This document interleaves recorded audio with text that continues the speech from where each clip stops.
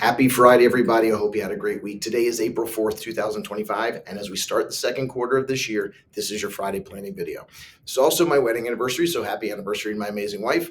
All right, when you think of financial planning, what is the first thing that comes to mind? Investments, portfolios. What if I told you that the foundation of a solid financial plan isn't just about growing the wealth? It's about protecting it.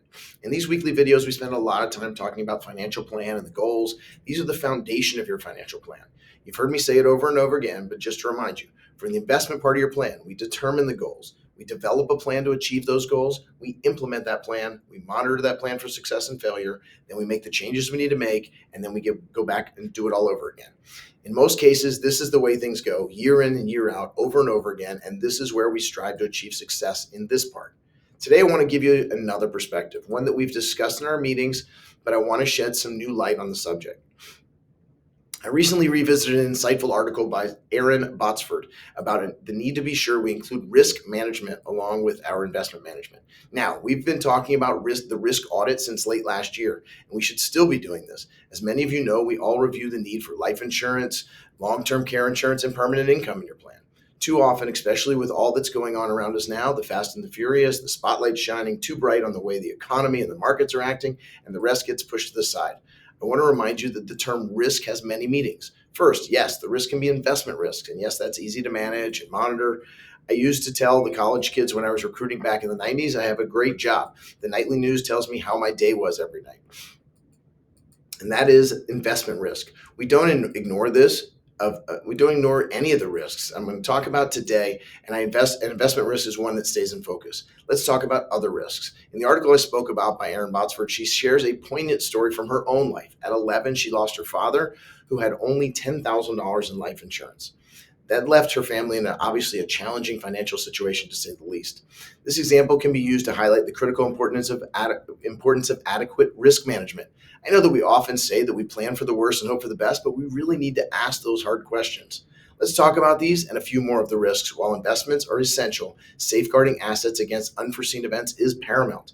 I want to add to our list of risks. We'll go step by step. We'll stay close to the investing first. So yes, we have been discussing and reviewing in our risk audits diversification risk. It's a key risk. And the first level is the investment holdings. Back in 1999, as the dot-com bubble was inflating, near the end, people used to talk about diversification. Yes, I'm very diversified. I have 4 different stocks: Cisco, Microsoft, Dell, and Intel. And yes, you can see the problem. So yes, diversification of types of companies will be important. Another level of diversification risk is about types of investments, such as stocks and bonds. And different from 1999, alternative investments may be right to add to the proper people in the right situations. Other layers of investment risk exist, but let's move to some other risks. As the author of the article found out, unfortunately, another risk is harder to define. These are the risks of unforeseen events that can turn your lives upside down. There are ways to discuss these and even plan for the occasion that they may occur.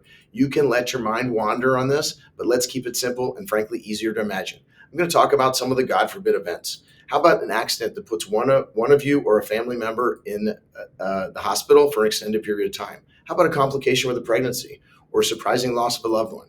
Now, I hope you're still watching. This is a hard topic to discuss. There is a reason that people don't like to talk about estate plans and life insurance. But this is why those conversations are so important. I'll save the recent stories of normal estate planning errors that caused the survivors to pull their hair out. Let's keep to the risk management part. Let's talk about a few possible ways to address some common risks. Life insurance coverage. Now, let's ensure that you have adequate life insurance coverage to protect your family's financial futures. Don't rely solely on employer-sponsored policies, as they may not be sufficient or portable.